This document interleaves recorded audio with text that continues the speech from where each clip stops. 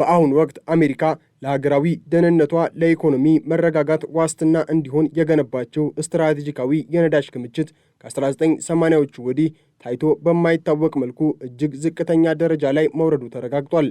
የአሜሪካ የኤነርጂ ሚኒስቴር ሰሞኑን ይፋ ያደረገው መረጃ እንደሚያመለክተው በሀገሪቱ የአደጋ ጊዜ መጠባበቂያ ማከማቻዎች ውስጥ ያለው የነዳጅ መጠን ከ300 ሚሊዮን በርሜል በታች ወርዶ 298.7 ሚሊዮን በርሜል ላይ ደርሷል። ይህ ክስተት በአሜሪካ የኤነርጂ ታሪክ ውስጥ ትልቅ ትርጉም ያለው ሲሆን ሀገሪቱ ከመካከለኛው ምስራቅ በተለይም ከኢራን ጋር በገባችበት ወታደራዊ ፍጥጫ እና ቀጥተኛ ጦርነት ምክንያት የደረሰ የስትራቴጂ ኪሳራ ተደርጎም ተወስዷል።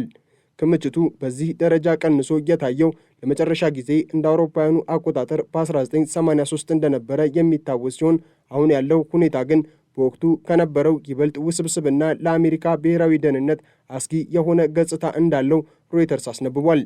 ይህ ታሪካዊ የክምችት መመናመን ያስከተለው ዋነኛው ምክንያት የፕሬዝዳንት ዶናልድ ትራምፕ አስተዳደር በኢራን ላይ የከፈተውን ወታደራዊ እርምጃ ተከትሎ በዓለም አቀፍ የነዳጅ ገበያ ላይ የተፈጠረውን ከፍተኛ መዋዠቅ ለመቆጣጠር የወሰደው እርምጃ ነው። እንደ አውሮፓውያኑ አቆጣጠር በመጋቢት 2026 የትራምፕ አስተዳደር በ120 ቀናት ውስጥ 172 ሚሊዮን በርሜል ነዳጅ ከስትራቴጂካዊ ክምችቱ ወደ ገበያ እንዲወጣ ትዕዛዝ አስተላልፎ ነበር። ይህ ውሳኔ የተላለፈው ኢራን በዓለም አቀፍ የነዳጅ ንግድ ውስጥ ቁልፍ መተላለፊያ የሆነውን የሆርሙዝ ወሽመጥን በከፊልም ሆነ በሙሉ ለመዝጋት የምታደርገውን ሙከራና በአሜሪካ ላይ የሰነዘረችውን የአጸፋ እርምጃ ተከትሎ በነዳጅ ማደያዎች ላይ የታየውን የዋጋ ጭማሪ ለመክታት በማለም ነበር። ሆኖም ይህ እርምጃ የአጭር ጊዜ እፎይታን ቢሰጥም የሀገሪቱን የረጅም ጊዜ የአደጋ ጊዜ መከላከያ ግንብ በእጅጉን አዳክሞታል። የአሜሪካ ስትራቴጂካዊ የነዳጅ ክምችት የተመሰረተው እንደ አውሮፓውያኑ አቆጣጠር በ1975 ሲሆን ዓላማውም በ1973 እና 74 የአረቡ አገራት በጣሉት የነዳጅ ማዕቀብ ምክንያት የደረሰውን አይነት የኢኮኖሚ ድንጋጤ ለመከላከል ነበር። በወቅቱ አሜሪካ ለእስራኤል በሰጠችው ወታደራዊ ድጋፍ ምክንያት የኦፔክ አባል አገራት የነዳጅ ምርትን በመቀነስና ወደ አሜሪካ የሚደረገውን ኤክስፖርት በማገድ የነዳጅ ዋጋን በ4 እጥፍ እንዲንር አድርገውት ነበር። ይህ ታሪካዊ ትምህርት አሜሪካን የራሷን መጠባበቂያ እንድትገነባም አስገድዷታል። ክምችቱ በቴክሳስና ሉዚያና ግዛቶች ውስጥ በሚገኙ ጥልቀት ያላቸው የጨው ዋሻዎች ውስጥ የሚቀመጥ ሲሆን እስከ 714 ሚሊዮን በርሜል የመያዝ አቅምም አለው። ሆኖም ባለፉት ጥቂት ዓመታት ውስጥ በታዩት ተከታታይ ቀውሶች ምክንያት ክምችቱ በተደጋጋሚ ለገበያ ማረጋጊያ ውሏል። በተለይም በ2022 የሩሲያና ዩክሬን ጦርነት መጀመርን ተከትሎ የቀድሞ ፕሬዝዳንት ጆ ባይደን 180 ሚሊዮን በርሜል ነዳጅ ከክምችቱ እንዲወጣ ማድረጋቸው ይታወሳል። የትራምፕ አስተዳደር አሁን የወሰደው እርምጃ በባይደን ዘመን የተመናመነውን ክምችት ይበልጥ ወደ ታች በመሳብ አሜሪካን በማንኛውም ሌላ ድንገተኛ አደጋ ፊት ተጋላጭ እንድትሆን ሊያደርጋት እንደሚችል የአልጀዚራ ዘገባ ያሳያል። የነዳጅ ክምችቱ መመናመን የሚያሳስበው በቁጥሩ ማነስ ብቻ አይደለም፣ ከመሠረተ ልማት እርጅና ጋር ተዳምሮ የሚፈጥረው የቴክኒክ ፈተና ጭምር ነው። የአሜሪካ መንግስት የተጠያቂነት ቢሮ በቅርቡ ባወጣው ሪፖርት እንዳመለከተው የስትራቴጂካዊ ክምችቱ ማከማቻ ዋሻዎችና የቧንቧ መስመሮች አርጅተዋል። በመሆኑም ከክምችቱ ውስጥ ነዳጅ አውጥቶ ወደ ገበያ ለማቅረብ ያለው አቅም ከመቼውም ጊዜ በላይ ቀንሷል።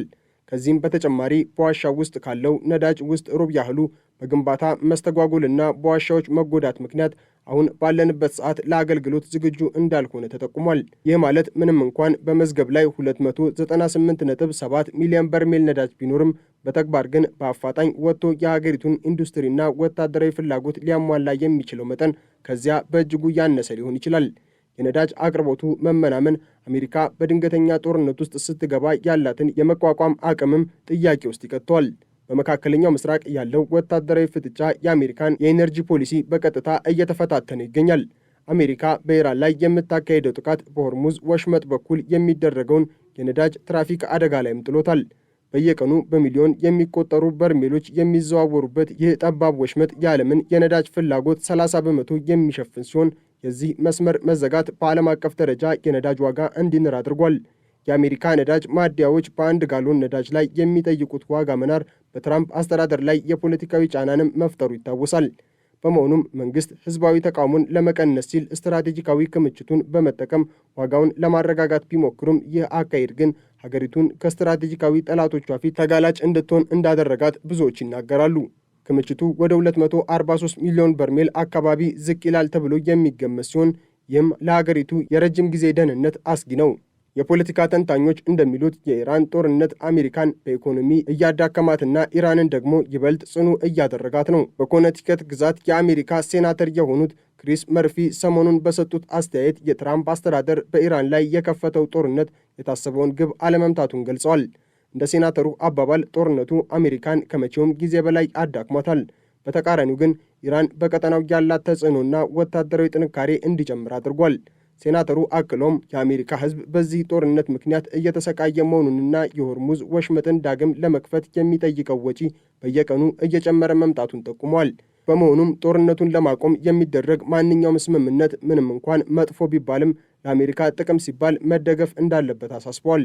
ይህ የፖለቲካ አቋም በአሜሪካ የአመራር አካላት መካከል ያለውን ጥልቅ ልዩነትና ጦርነት ያስከተለውን ድካም አመላካሽ መሆኑን የአልጀዚራ ዘገባ ያሳያል።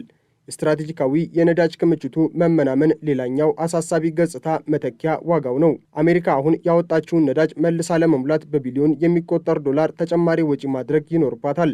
ነዳጅ በገበያ ላይ ውድ በሆነበት በዚህ ወቅት ክምችቱን ለመሙላት መሞከር የመንግስትን በጀት ይበልጥ ይጫናል። በአንጻሩ ክምችቱ ሳይሞላ ከቆየ ግን ወደፊት ሊከሰት የሚችል ማንኛውም ሌላ መጠነ ሰፊ ጦርነት ወይንም የተፈጥሮ አደጋ አሜሪካን ያለ መከላከያ ያስቀራታል። ይህም በአሜሪካ ዓለም አቀፍ ተደራዳሪነትና የኃይል ሚዛን ላይ ትልቅ ጥላ የሚጥል ስለመሆኑም ይናገራሉ።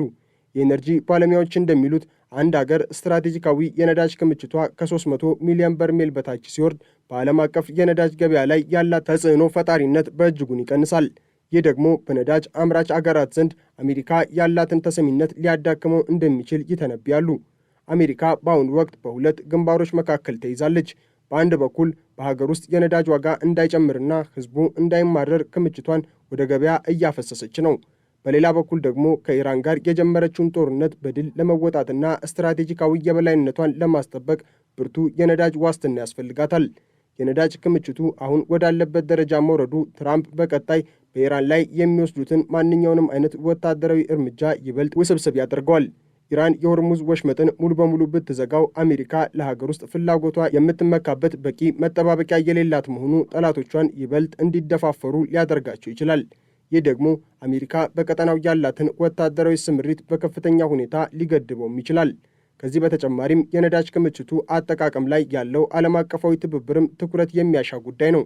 አሜሪካ ነዳጅ ከክምችቷ የምታወጣው ከዓለም አቀፍ ኢነርጂ ኤጀንሲ አባል ሀገራት ጋር በመቀናጀት ነው። ሌሎች ሀገራትም እንደዚሁ ነዳጅና የነዳጅ ምርቶችን ወደ ገበያው እያወጡ ቢሆንም የአሜሪካ ድርሻ ግን ከሁሉም የላቀ ነው።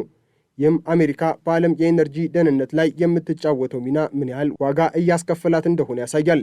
የኢነርጂ ሚኒስትሩ እንዳብራራው አሁን ከክምችቱ እየወጣ ያለው ነዳጅ በአብዛኛው በውሰት መልክ የሚሰጥ ሲሆን ተጠቃሚ ኩባንያዎች ወደፊት በወሰዱት መጠን ላይ ተጨማሪ በርሜሎችን ጨምረው እንዲመልሱ ይጠበቃል። ሆኖም ይህ ተመላሽ የሚደረገው ነዳጅ መቼና በምን አይነት የገበያ ሁኔታ ውስጥ ሊሆን እንደሚችል ግልጽ አለመሆኑ የወደፊቱን ክምችት ሁኔታም አጠራጣሪ አድርጎታል።